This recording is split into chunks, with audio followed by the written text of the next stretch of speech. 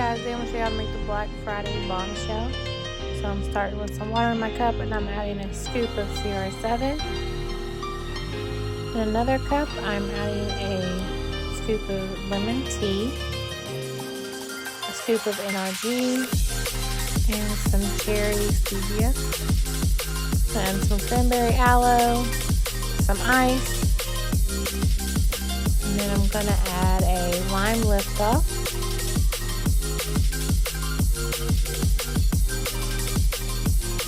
Continue with ice and water, and